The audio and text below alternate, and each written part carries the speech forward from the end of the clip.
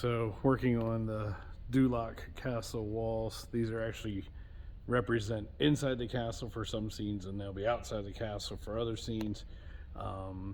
And these will be located upstage left and upstage right, and then we have a big LED screen that we'll be using center stage, upstage.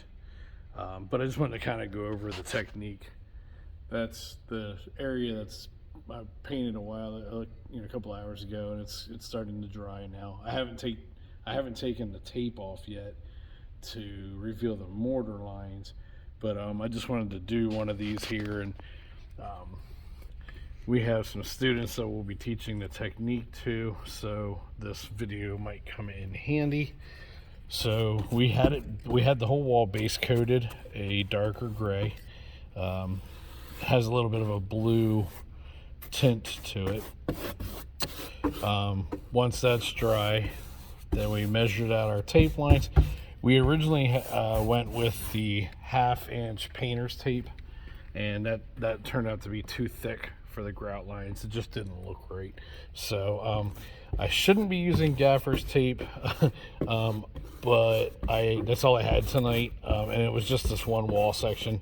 So but I went with 1/4 inch instead. So I'm giving a medium gray base coat, or not even a base coat, a medium gray second coat over the base coat, so that I have a wet surface. I call this wet blending. I have 3 colors I'm using: the gray, kind of a antique white or off-white, and then black, and a little sponge. I got 1 little brush and 1 medium brush.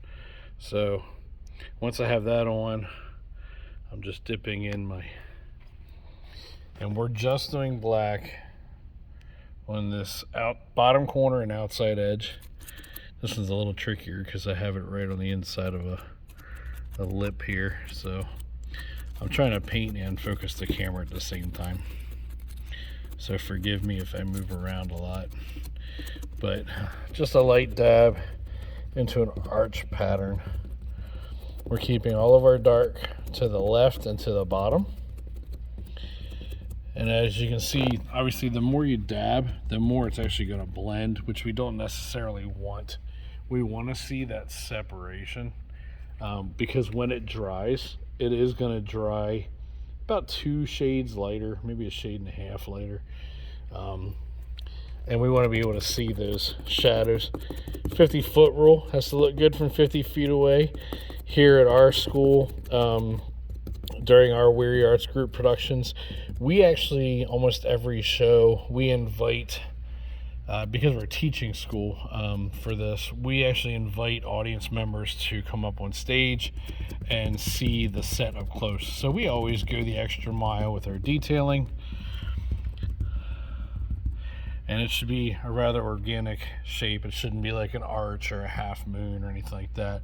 But then I'm using the same sponge. I'm not wiping it off or anything. I'm just dipping into the off-white color. That actually might be just a little bit too much, so about like that. Now I'm doing the top. And as I get to my left, I lighten up on my touch so that I'm barely blending into that black. Got another little bit of arch motion over here, going right to my tape line, and I'm meeting up with the black right there for now. For this one, we don't want to wash it out, so we're putting a lot less of the lighter color than we are the darker color. And don't ever forget, your stage lights are going to obviously affect the way your colors, your final colors represent to the audience, or present themselves to the audience. So grays, lighter colors, so they're going to pick up a lot of the lighting that your lighting designer is using on the set for the show. So always make sure you communicate between them. Now I went into that gray, which is the same base color, and now this is kind of where the blending starts to come. And I've been doing the blending at the top first because like I said, I want less of that highlight color.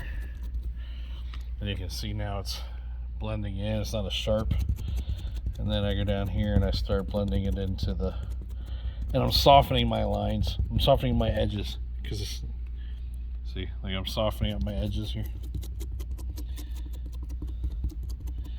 And then I get lighter and lighter and lighter with my touch as I go. Kind of helps feather for that kind of smoky look.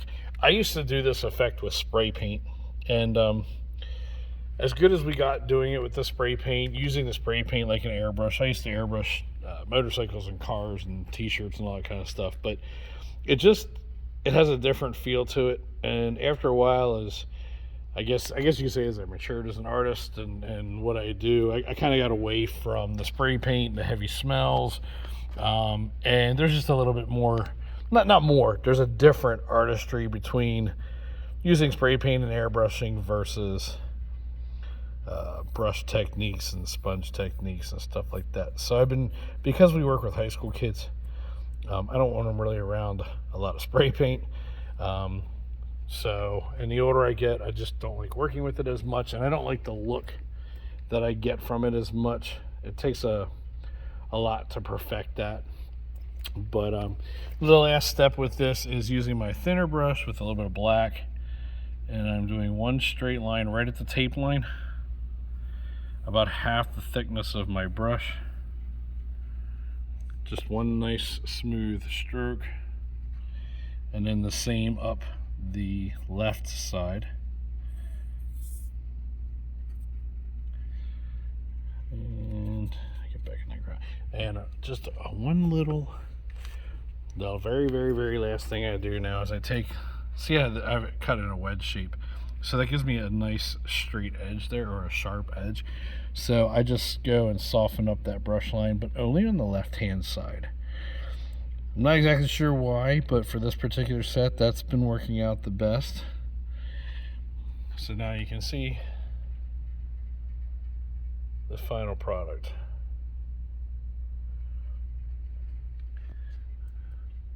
And I'll take a step back here, and then I'll do a quick little final video to show it without the tape on there. So that's what we're ending up with. So that shows you a little bit of the technique. Pretty easy. Once you do one, they're all the same. The thing to remember is a little black goes a long way, and you can ruin a paint job with black. And you don't want to soften it too much with the white either. You want to get your definition, because this is a flat piece of Luan that we're painting on. Now this is all foam work here. So this is foam with the textured paint over the top, sawdust mixed with the paint and all that kind of stuff. But you can see it gives a really nice contrast in textures, but yet these stones here don't have a flat look to them, and they'll look even better when we remove that. So